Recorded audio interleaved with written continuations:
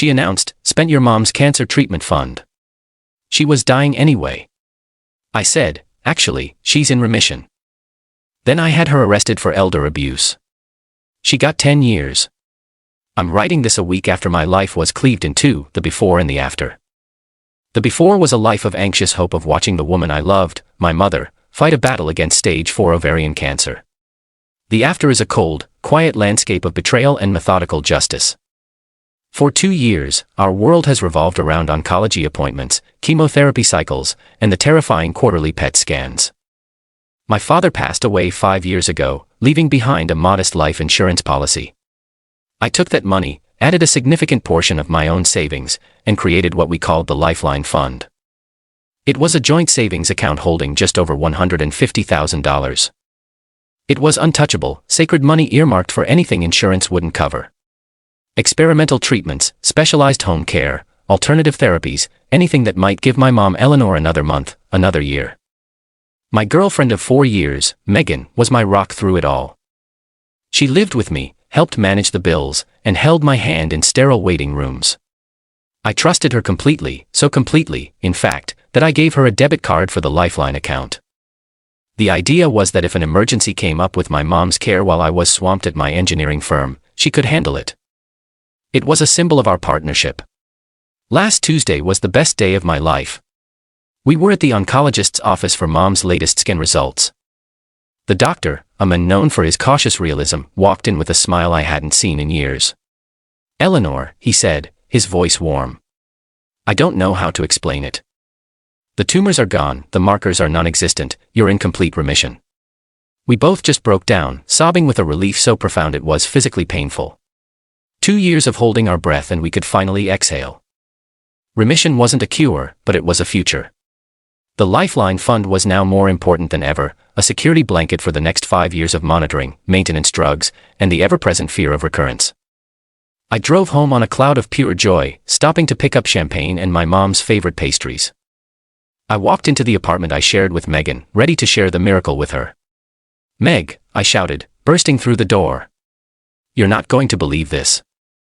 She's in remission, complete remission." Megan was in the kitchen. She turned and the look on her face was not joy. It was not relief. It was the stark, blood-drained terror of a cornered animal. My euphoria evaporated, replaced by a cold, creeping dread. "What is it?" I asked, my voice suddenly low. "Megan, what's wrong?" She couldn't meet my eyes. She just stared at a spot on the floor, twisting her hands. "Leo, about the fund." My heart stopped. "What about the fund?" Her confession came out in a garbled, pathetic whisper. She'd started a business, an online boutique. She'd needed capital for inventory, for a website, for marketing. And she'd used the Lifeline Fund. All of it. I felt the floor tilt beneath me. "You, what?" "I was going to pay it back," she insisted. Finally looking at me with eyes full of self-pity, not remorse. "I was going to surprise you. The doctors, they all said she had 6 months, maybe a year. The prognosis was terrible, Leo." And then she said the words that will haunt me for the rest of my life. The words that severed any last shred of empathy I had for her. "I just thought she was dying anyway. I wanted to build something for us, for our future. I thought I could make something good out of a horrible situation." The silence that followed was thick with the magnitude of her monstrosity. She hadn't just stolen money. She had looked at the grim prognosis of the woman who had treated her like a daughter and saw a business opportunity. She had placed a bet on my mother's death. A switch flipped in my brain. The hurt, the shock, it all receded, replaced by an ice-cold crystalline clarity. "Actually, Megan," I said, my voice devoid of any emotion at all. "She's in remission." She blinked, confused. "What? But that's good, right?" "No," I said, stepping back from her as if she were a contagion. "It's not good for you. You seem to misunderstand what that money was for. Remission isn't a finish line. That fund was for the next 5 years of scans that cost $5,000 a pop. It was for the maintenance drugs that cost $10,000 a month. It was for the very real possibility of a recurrence that would require a second, even more expensive fight. You didn't just spend the money we had for her to die peacefully. You stole her chance to live. I took my phone out of my pocket. She watched, a flicker of fear in her eyes. What are you doing? My mother is a 65-year-old cancer patient. You, a person in a position of trust, systematically stole her entire life savings under the assumption she would be dead soon. That isn't a relationship problem, Megan. That is a felony. Specifically, it's financial elder abuse. Her face went white. You can't. Leo, please. It was a mistake. We can fix this. No, we can't, I said, dialing the non-emergency police line. But the district attorney can. I told her to leave her keys and her phone, a phone that was on my family plan, on the counter and get out of my apartment.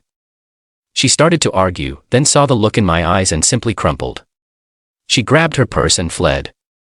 I stood in the silent apartment, the celebratory champagne warming on the counter. Then I made the call. I reported the crime calmly and clearly. The after had begun. Immediate aftermath was a blur of legal and administrative triage. The police were at my apartment within an hour of my call. I gave my statement, providing the account number and my initial estimate of the stolen funds. The officer was professional, but I could see the flicker of disgust in his eyes when I explained the context. He gave me a card for a detective in the financial crimes unit and told me to expect a call. The next day, I was contacted by Detective Miller, a weary-looking man who'd clearly seen the worst of human nature. I also received a call from a caseworker at Adult Protective Services, APS, who had been alerted by the police report. Suddenly, I wasn't just a betrayed boyfriend. I was the primary witness in a state-level investigation. My first task was to pull every bank statement for the Lifeline Fund from the past year. What I found was nauseating. Megan hadn't taken the money in one lump sum. It was a slow, methodical bleed. It started 8 months ago, right after a particularly grim oncology report.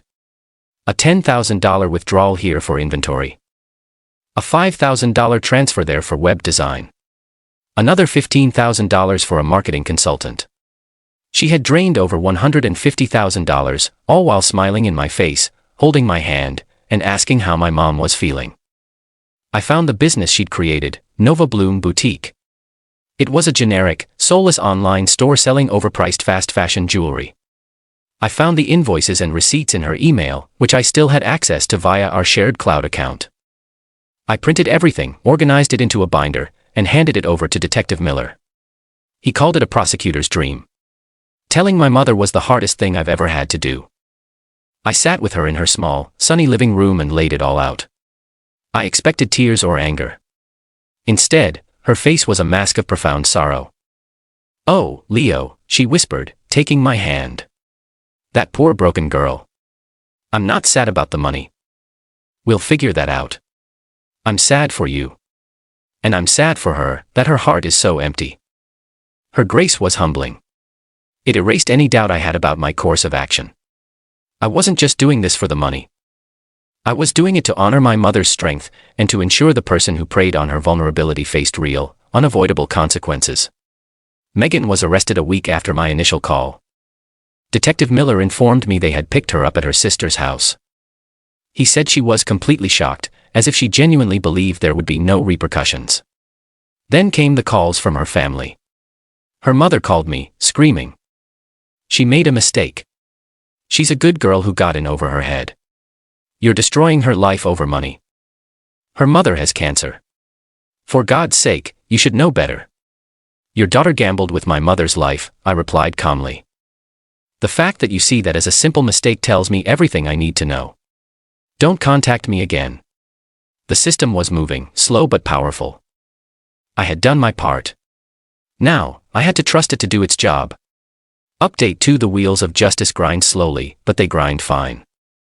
The district attorney's office formally charged Megan with 2 felonies, grand theft and financial elder abuse. The second charge was the more serious one, carrying a significantly stiffer penalty due to the victim's age and vulnerable status. We met with the prosecutor, a sharp, empathetic woman named Ms. Chen. She walked my mother and me through the process. She made it clear that Megan's actions were not just theft, but a profound violation of trust that the state took very seriously. Megan's defense strategy quickly became apparent. Her lawyer, a public defender, was attempting to frame the entire situation as a domestic dispute, a business deal between a couple that went sour. They claimed I was a controlling partner who had initially agreed to invest in her business, but then turned on her after we broke up, using the elder abuse statute as a weapon. They argued that because it was a joint account, she had a legal right to access the funds. It was a weak, desperate argument, and Ms. Chen dismantled it with precision. First, the joint account. While Megan had access, the prosecution subpoenaed texts and emails between us where the purpose of the fund was explicitly and repeatedly discussed. I had dozens of messages saying things like, just transferred another $5 to the Lifeline Fund for Mom's next treatment. The intent of the money was clearly documented. Second, the elder abuse. The victim was not me, but my mother. The funds were established for her sole benefit. Megan used her position of trust as my partner and as a surrogate daughter to my mother to gain access to and exploit those funds. The most damning piece of evidence was the timeline. Ms. Chen's team created a large chart for the preliminary hearing. On one side, it listed my mother's oncology reports. Prognosis worsens. New growth detected. On the other side, it listed Megan's withdrawals. $10,000 for Nova Bloom LLC. $7,500 for marketing. Every time my mother's health declined, Megan's spending accelerated. She wasn't just stealing. She was liquidating assets based on a death watch. The DA offered her a plea deal. Plead guilty to both charges and they would recommend a sentence of 4 years. According to Ms. Chen, Megan refused it without a moment's hesitation. She was still convinced she was the victim. She believed she could walk into a courtroom, cry, and convince a jury that she was just an ambitious young woman with a broken heart. It was the most profound miscalculation of her life. Final update. The trial lasted 3 days. It was the most emotionally draining experience of my life. My mother had to testify. Seeing her on the stand, frail from her treatments but with a spine of steel, was both heartbreaking and inspiring. She didn't speak with anger, only with a quiet sadness. She described how Megan was like a daughter to her and what that money, that hope had meant. When I took the stand, I simply recounted the facts. I told them about the day of the good news. I repeated Megan's exact words. She was dying anyway. I saw a few of the jurors physically flinch. Megan's testimony was a catastrophe. She tried to portray herself as a savvy, well-intentioned partner. Under cross-examination from Ms. Chen, her story crumbled. She couldn't explain the damning timeline. She couldn't produce a business plan or any evidence that I had agreed to an investment. She came off as callous, evasive, and profoundly self-absorbed. She cried on the stand, but her tears seemed to be for herself. Not for the immense harm she had caused. The jury was out for less than 2 hours. The verdict was guilty on all counts. The sentencing was 2 weeks later. The courtroom was silent as the judge addressed Megan. He was an older man, and he looked at her not with anger, but with a kind of weary contempt. "Ms. Gable," he began, his voice echoing in the chamber. "In my 20 years on this bench, I have seen many kinds of theft, born of desperation, addiction, or greed. But your crime is of a different, more chilling nature. You did not just steal money. You stole hope from a woman in the most vulnerable state of her life. You looked at a countdown to a person's death and saw it as a business deadline. This was not a mistake. This was a predatory act of profound moral depravity." He then delivered the sentence. For the charge of grand theft, 5 years. For the charge of financial elder abuse, 10 years to be served concurrently. A sharp gasp came from Megan's family. She just stared blankly as if she couldn't process the words. 10 years. I walked out of the courtroom with my arm around my mother. There was no joy, no sense of victory. Just a quiet, somber sense of an ending. Justice had been done. It has been nearly a year since that day. Megan is in a state correctional facility. The boutique, of course, failed spectacularly. What little money was left in its accounts was seized for restitution. But it was a pittance. I never saw a significant portion of the money again. I've been working double time and friends and family helped and we have slowly started to rebuild the Lifeline Fund. My mother remains in remission. Her health is good. That is the only victory that matters. People have asked me if I regret having her arrested. If I should have just handled it myself. My answer is always the same. What Megan did wasn't a personal slight. It was a crime. A serious, calculated crime against a vulnerable person. I didn't have her arrested. I reported a crime and the justice system, for all its flaws, did its job. She wasn't sentenced by me. She was sentenced by her own actions. She got exactly what she deserved. 10 years.